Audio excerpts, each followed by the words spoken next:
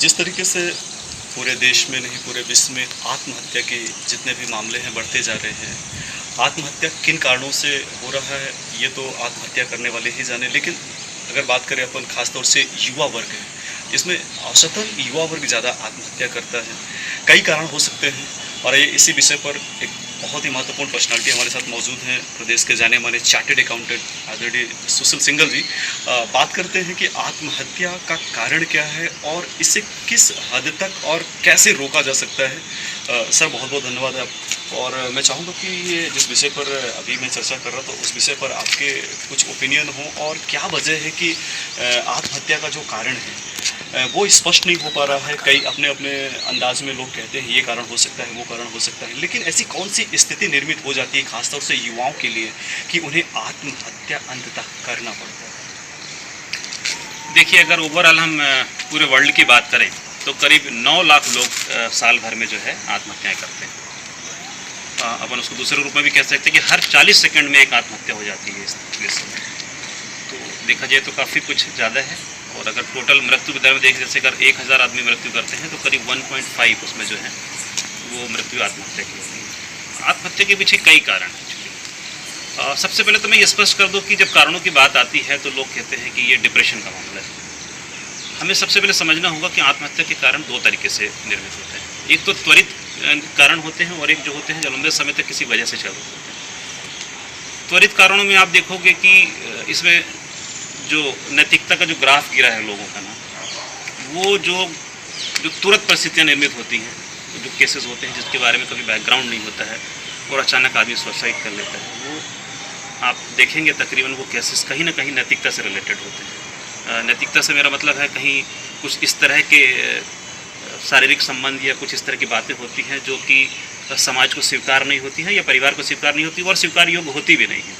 तो एक वो कारण होते हैं और दूसरे कारण वो होते हैं जो एक लंबे समय तक चले आ रहे होते हैं और आदमी उसको लेकर के डिप्रेस हो जाता है। तो एक कारण वो बनता है। तो 2 तरीके, मतलब 2 कारण मेरे को समझ में आते हैं। एक तो त्वरित होते हैं और एक होते हैं कि जो परिस्थितिजन होते हैं। तो इस प्रकार से 2 कारण बनते हैं इसमें। अब अगर मैं देखूं कि और अगर इसको कारण पर विस्तार से जाना चाहें हम, तो अगर बच्चों में जो आप देखोगे कि आजकल बच्चे भी सुसाइड कर रहे हैं। अगर आप देखेंगे 14-15 साल तक के बच्चे भी सुसाइड कर रहे हैं। और इस सुसाइड में अगर आप देखोगे तो चंडीगढ़ हमारे देश में बड़ा अव्वल, मतलब कहते तो हैं कि वो देश बहुत अच्छा है, प्रदेश बहुत अच्छा है और चंडीगढ़ बहुत डेकोरेटेड है, बहुत खूबसूरत सिटी है, लेकिन चंडीगढ़ में आत्महत्या का रेशियो बच्चों में देखा जाए तो काफ़ी ज़्यादा मिलता है। बच्चों में जो आत्महत्या का कारण मुझे समझ में आता है या मैंने थोड़ी स्टडी की है, कुछ मनोचिकित्सक से भी बात की है, मेरा अपना जो अनुभव भी कहता है, तो बच्चों में एक्चुअली क्या, हर बच्चे की अपनी अपनी एक कैपेबिलिटी होती है काम करने की, लेकिन पेरेंट्स उसके अपने अनुसार चलाने की कोशिश करते हैं। या बच्चों में किस तरह की प्रतिभा है, इंजीनियरिंग की है, मेडिकल की है, अकाउंटेंसी प्रोफेशन की है या किसी फिल्म से रिलेटेड है या गाने बजाने की है, उस प्रतिभा को ज़्यादातर पेरेंट्स नज़रअंदाज करते रहते हैं।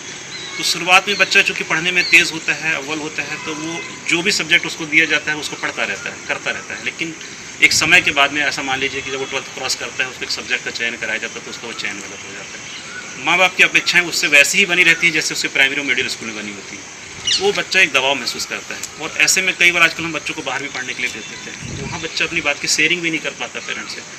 पेरेंट्स लगातार फ़ोन से संपर्क में रहते हैं और अपनी हमेशा इच्छा जाहिर करते रहते हैं। वो इच्छा कुछ डायरेक्टली और इनडायरेक्टली इसी रूप में होती है कि बेटा अच्छा पढ़ो, अच्छा कर लो, ऐसा बन जाओ, उसने ऐसा किया, और बच्चे को कंपेयर भी करते रहते हैं दूसरे बच्चों से। बच्चों को थोड़ा विस्तार से इसलिए बता रहा हूँ क्योंकि इस पे बिल्कुल सही कह रहे हैं, क्योंकि सबसे ज़्यादा जो ग्राफ देखने को मिलता है वो बच्चों में ही देखने को मिलता है, यूथ वर्ग में ही देखने को मिलता है। सर एक चीज़ और निकल के आती है कि चूँकि आत्महत्या आपके समस्या का निदान नहीं, कहीं ना कहीं इसको आध्यात्मिकता की कमी भी माना जा सकता है, ऐसा मानते हैं। क्योंकि देखिए, अगर किसी तरीके से अगर बात करें शरीर को पुष्ट करना है तो आपको व्यायाम की ज़रूरत होती है, आपको एक्सरसाइज की ज़रूरत होती है, लेकिन अगर मन को हष्ट पुष्ट करना है, मन को संतुष्ट करना है, तो इसके लिए ऐसी क्या चीज़ें हों कि जब व्यक्ति अकेला हो और उसे लगे कि नहीं मेरे आगे पीछे कोई नहीं है, मुझे शायद मेरा अंतिम लक्ष्य मरना ही है, तो उस समय ऐसी कौन सी चीज़ें हैं, ऐसी समाज की दी हुई या परिजनों की दी हुई अथवा हमारी संस्कृति की दी हुई ऐसी कौन सी चीज़ हो सकती है जो उसे उस समय उसके मौत के मुंह से उसे बचा सकती है? देखिए, एक तो पहली बात ये भ्रम है लोगों का कि लोग तनाव में रहते हैं तो आत्महत्या कर लेते हैं। तनाव में रहने से आत्महत्या आदमी नहीं करता। शरीर में बायोलॉजिकल चेंजेस आते हैं, रासायनिक परिवर्तन होते हैं। तो जब हम दबाव में होते हैं तो वो रासायनिक परिवर्तन होते हैं और कहीं ना कहीं उसके शरीर में वो परिलक्षित होने लगते हैं। ऐसा व्यक्ति कहीं ना कहीं किसी को एक इंडिकेशन भी देता है कि मैं मर जाऊंगा या मुझे ठीक सा नहीं लग रहा है।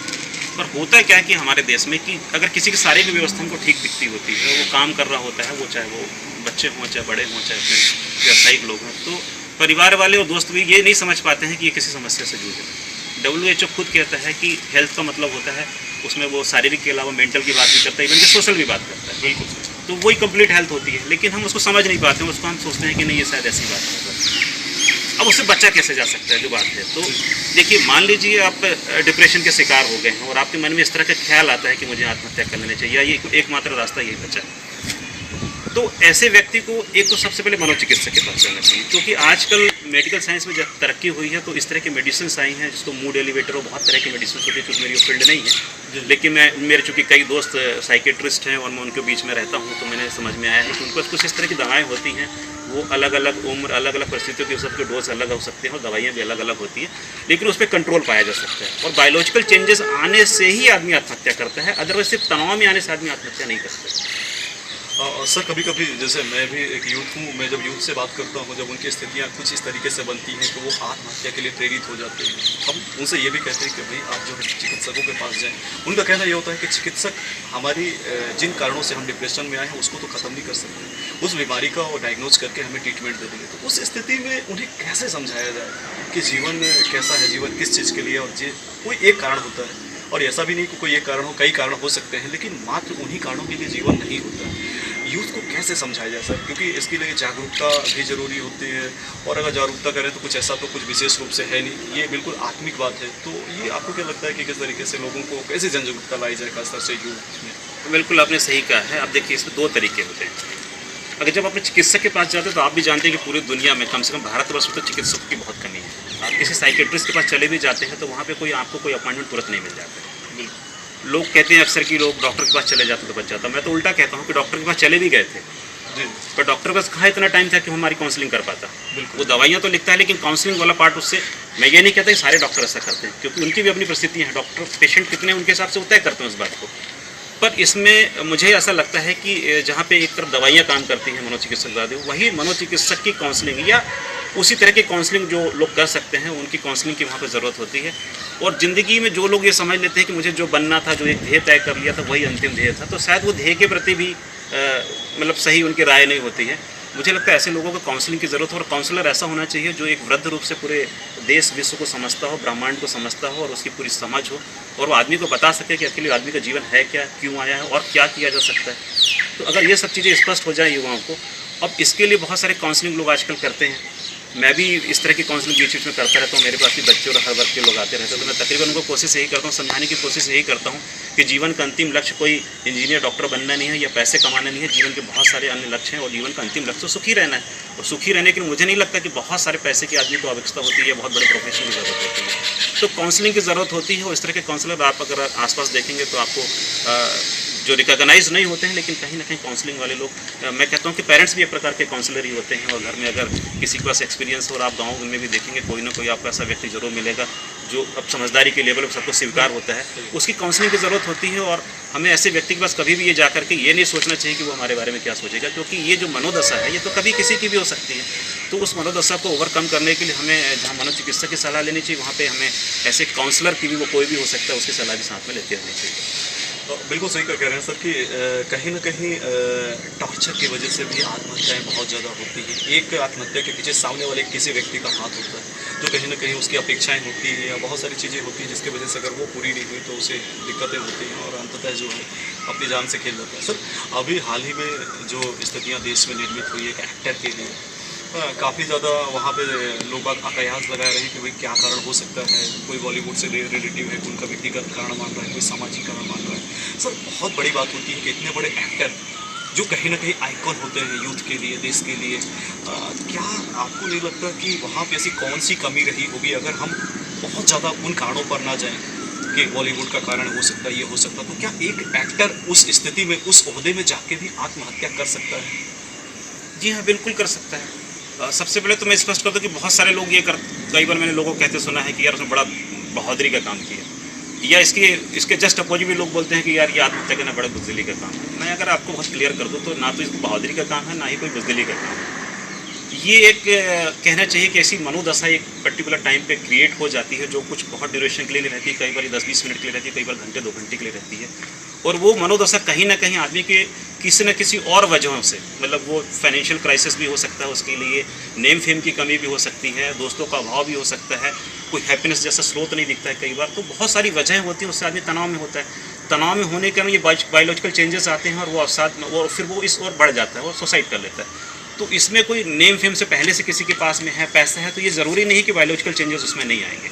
और एक बहुत अच्छी बात जो मैंने देखी है और कई लोगों को मैं जानता भी हूँ कि जिनको किसी प्रकार की कोई समस्या नहीं है, ना तो उनको कोई फाइनेंशियल क्राइसिस है, ना फैमिली में कोई उसकी समस्या है, लेकिन इसके बावजूद भी वो तनाव में रहते हैं। ऐसा तनाव का कारण सिर्फ बायोलॉजिकल होता है जिसका उपचार मनोचिकित्सक करते हैं और बेहतरीन तरीके से उसका इलाज भी होता है। सर, मुझे लगता है इस पर्टिकुलर केस में ऐसा ही कुछ है कि जहाँ पे किसी प्रकार की कमी नहीं थी, कुछ बायोलॉजिकल चेंजेस थे, क्योंकि सुनने में आया कि उसका कुछ इलाज भी चल रहा था, तो शायद वो इलाज से वो ओवरकम नहीं हो पाया और उसने सुसाइड करी। पर मुझे लगता है कि इसमें कोई ऐसा मामला अलग से नज़र नहीं आता सर। इसी में से यदि मैं एक बात उठाऊं कि आपने जैसे कही सर की काउंसलिंग की बात करें, काउंसलर जितने भी जो उसके मनोविशेषज्ञ होते हैं, अगर वो करते भी हैं, चूँकि उनकी ट्रीटमेंट चल भी रही थी, उसके बाद भी अगर वो आत्महत्या कर रहे हैं, इसका मतलब वो भी कारगर जरूरी नहीं है कि मतलब वो कारगर साबित है। एक चीज़ आपने कही सर कि मनोदशा, जैसे अगर गाड़ी की बात करें अपन, तत्काल जब एक्सीडेंट होता है तो एक एयर बैग निकल जाता है और वहीं से आपको बचा लेता है। जब ये मनोदशा उस समय क्रिएट होती है, उस समय ऐसा कुछ क्या हो कि जिससे व्यक्ति जो है उन परिस्थितियों से जीत जाए और आत्महत्या ना करे। सर, ये मेरा आखिरी सवाल है। देखिए, जैसे हम तैयारी भी करते हैं ना, तो हम बैग पहले से लगाते हैं। एक्सीडेंट बाद में होता है लेकिन बैग हमारा पहले से लगा होता है।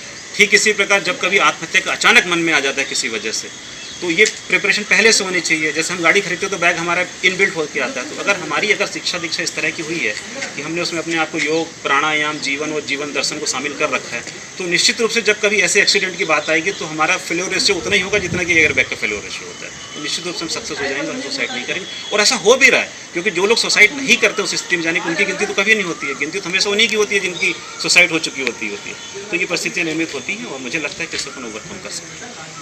बहुत बहुत धन्यवाद। तो ये थे हमारे चार्टर्ड अकाउंटेंट आदमी सुधीर सिंगल जी, और निश्चित रूप से उन्होंने जो भी बातें कही, आइकॉन है, काफ़ी यूथ के आइडियल भी हैं, और निश्चित रूप से युवाओं के लिए एक संदेश उन्होंने दिया कि अगर ऐसी परिस्थितियां क्रिएट होती हैं जिसकी वजह से आप आत्महत्या करने की स्थिति में हैं, तो मुझे नहीं लगता कि आपका जीवन का उद्देश्य केवल जिन वजह से आप आत्महत्या कर गए हैं वही हो, और आपके जीवन का कोई उद्देश्य हो सकता है। तो इसलिए जितना भी हो सके, अगर ऐसी स्थिति निर्मित होती है तो आपका जीवन कई कारणों से महत्वपूर्ण है, और बेहतर होगा कि इन परिस्थितियों में अगर ये कदम ना उठाएं तो आपके लिए, देश के लिए और परिजनों के लिए बेहतर होगा।